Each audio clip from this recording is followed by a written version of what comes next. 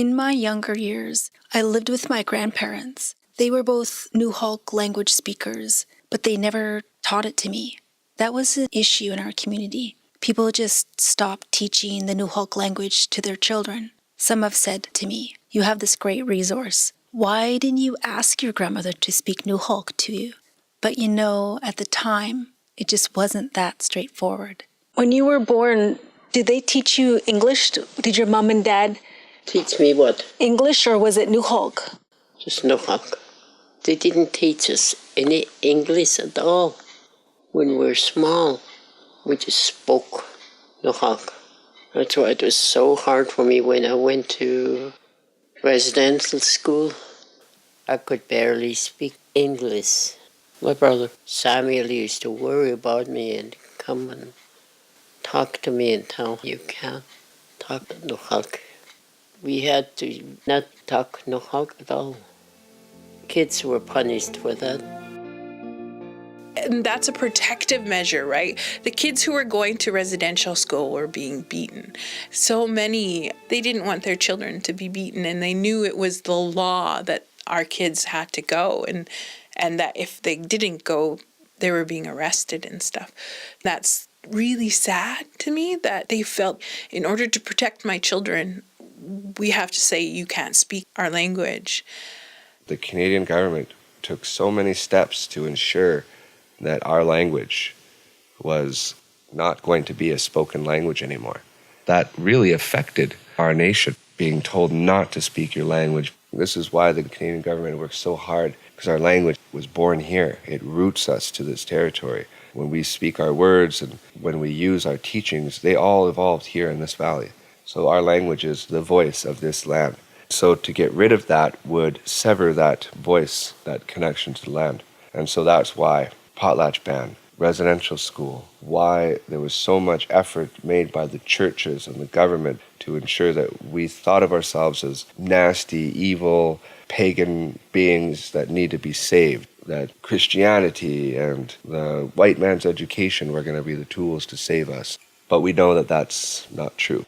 The statistic is a language disappears from the face of the earth every 2 weeks. The more and more it kind of hit me that we are actually losing our language, we're losing our speakers. We can count the speakers on one hand. That's pretty sad and it's pretty scary. I think we were getting down to, we need to do something big, we need to do something now. Ladies and gentlemen, this is Nuxalk Julem also. We are here live, Nuxalk radio station 91.1 FM, broadcasting from sovereign Nuxalk territory. That's one of our hereditary leaders, our Staldumch. We went to our Staldumch to get their permission to begin a radio station on Nuxalk territory. And then sign up at the Nuxalk radio 91.1. Why? Nuxalk Radio officially launched on Sayumt, summer solstice, June 21st, 2014. Our language is in a, no, I don't want to say critical state. I don't like that. Our language is recovering. It's in a recovering state. So with Nuxalk Radio, our top priority is to promote the Nuxalk language, but also to raise the prestige of the Nuxalk language. The radio bubbled up as a top contender for our energy because of all its potential uses and ways it can help our people. Not just the language and learning our language, but also calling our people together and providing that support and encouragement that we have a voice. This is our territory. We have the right to decide what is done here. Nuxalk Radio does that. That's Kwach, the technical manager and one of the founders of Nuxalk Radio. Another priority of Nuxalk Radio is to help repair the damage of our past, to help Nuxalk people learn our story, the songs and the history of our people beyond colonization.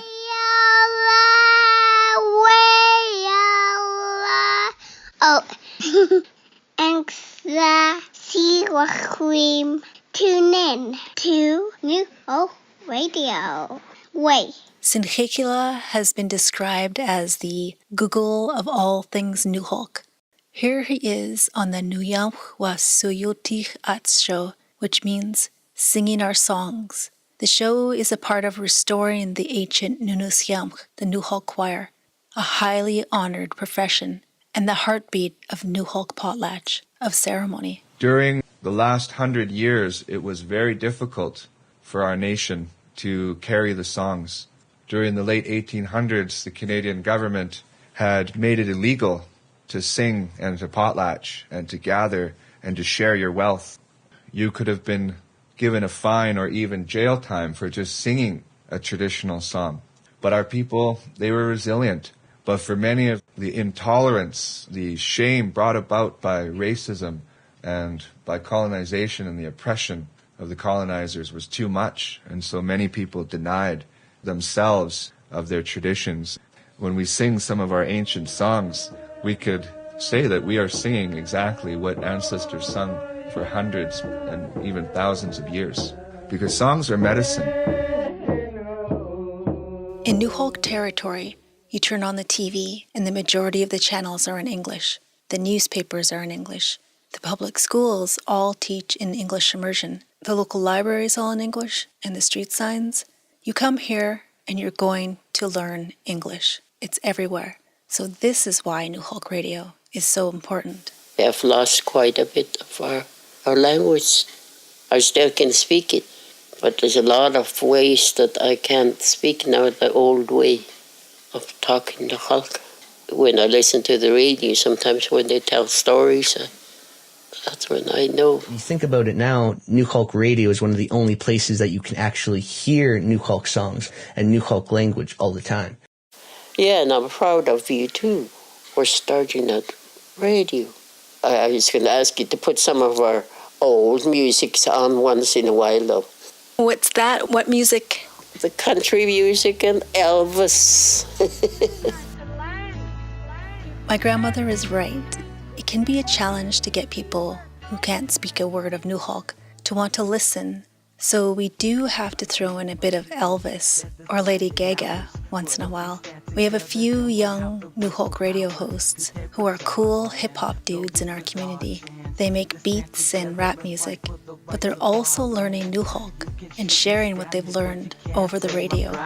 These are the normal rallies, man, we make them nationwide. You're people listening to Rawhide here, 91.1 FM Nuxalk Radio. Yarit's usum, the Akala Tuklewa Nuxalk soaked, the Nuxalk's people. Stutwanit. Here they are in class with Sinchekila. He teaches us the language and cultural history. The more you're exposed to it, that means that you're learning it. You're unconsciously learning it. You're unconsciously starting to accept that this is our language.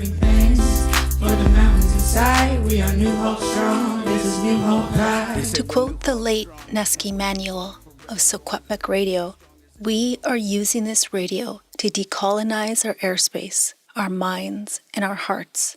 Squasmana provides a good example of this. She grew up with her grandparents as well, but had a different experience than me. Her grandmother had never gone to residential school, so when she raised Squasmana, she only spoke to her in Nuxalk. As a young child, Squasmana was at school one day when the kids were talking about getting money from the tooth fairy. She had never heard of such a thing, so she asked her grandmother in Nuxalk, "What are fairies?" She's like, "Oh, fairies are bad. You don't want to meet a fairy in the woods because they can kill you, they could harm you." And at a young age, I'm being crushed. All my friends are getting money for their teeth. For me, I had to swallow my tooth every time. So right from the baby, she would put the tooth in her hand and go clockwise around my head 4 times. And when she'd do that, she'd put on a spot, the same spot the tooth fell out. And then I either had to swallow it, mostly swallowing it. And when she did that, she would say prayers. And in her prayer, she would say was to make my teeth strong again and to make it healthy and straight. And in her beliefs, though, this is what she was taught from her grandmother. When I talk about it to the community members, they're just like, "Whoa." And I'm like, "Didn't this happen to you?" Then that's when I knew I was, unique. I came from a very traditional family. My gran had this pure Nuxalk spirit, wasn't tainted by residential school, that she was molding me into something I didn't know. Our way of being is so much a part of the language and how we phrase things that if you don't have a good understanding of our history and of our culture, the language is going to become very difficult to learn. Now, Squasmana is a co-host on Nuxalk Radio alongside Kwach, where she shares the wisdom and language and teachings of her grandma. You're tuned in on Anuflumots Mil, Alanutsats Kwalsikan. How can we rectify the mistake of what the government did to us? We see it now today with this radio station. It's amazing that we have this ability to put it out to the community. After midnight, Nuxalk Radio airs old reel-to-reel recordings of the Nuxalk language, of our elders, those who have gone on to the spirit world. We call the show Real Late Night. I was having a really rough time. I think it was after my dad died and stuff, and I was really upset, and I was like, I'm just going to go for a drive, and it was after midnight, and it's dark out, it's quiet. I was so sad, I was crying, and I turned on the radio, and there was my grandma's voice. I could hear her, even though she wasn't speaking English. She was telling this story about the Sasquatch, and it was just like, I'm home, I'm okay, everything's going to be okay. Everything's going to be okay. And it brought me back to where I needed to be. I felt a connection because that's our ancestors, right? Look how well it's done to our community and how well it's done to our people in general, and making known to the world that we are Nuxalkam, we are sovereign, we still have our land, we still have our people, our culture.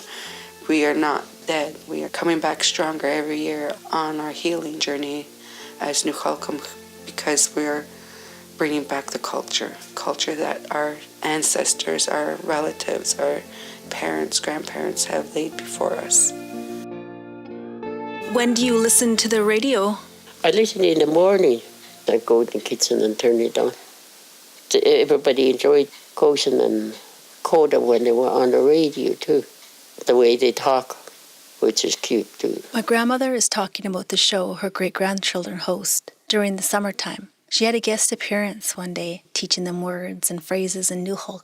We have our Kikia here, Anuhi with us today. We're going to talk about the Nuxalk language plus about our Kikia's life. What do you want to teach us, Gran? Oh, the next is a